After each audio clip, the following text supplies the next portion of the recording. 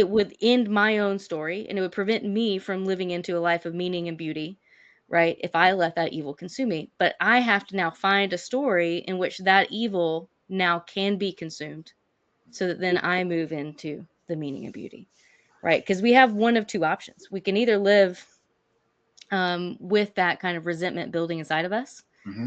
or we can find a way to process it and move on, right? So it reminds me, again, I'm Jewish, so I'm going to just relay everything back to the Old Testament or the Hebrew Bible. And so, when you celebrate Passover, you eat the bitter herbs of slavery to remind yourself what it was like to be enslaved.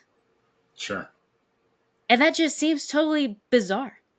Like Sure. it seems totally bizarre to say every single year we're going to celebrate the fact that we were enslaved. And Hmm. we're going to eat things to remind us that we were enslaved. Hmm. Like make specific dishes that say, hey, like, you couldn't control, your food, you couldn't control your labor, you couldn't control all these things, and great evil was committed against you. But why do you do that? It's so it can be subsumed into this greater story where now you remember God has redeemed you Yeah. from the slavery. Yeah. Right. So we need those conscious rituals of loss and renewal just so we can make sense of the heinous evil that's done to us and keep on living. Yeah. And I would say, and you kind of brought up like what your question of what would happen to me if I allowed this evil to consume me. One Hmm. of the things that could happen is you can become the evil that you resent so Right. much, Yeah. right? And that's what revenge is, right?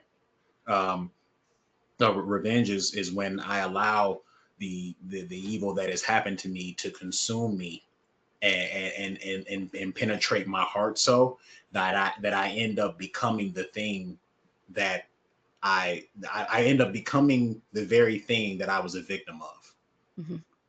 And in those cases, oftentimes that's another tragedy, right? Yeah. There is no triumph in those stories.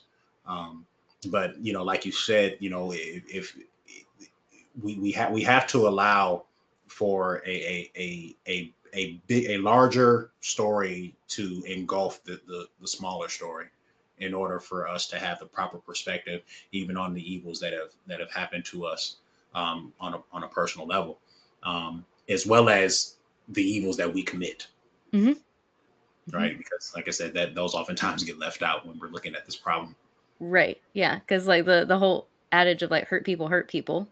If Right. you've been abused in your life, you either become an abuser, or you become a perpetual victim, where you subject yourself to that kind of treatment Yeah. indefinitely.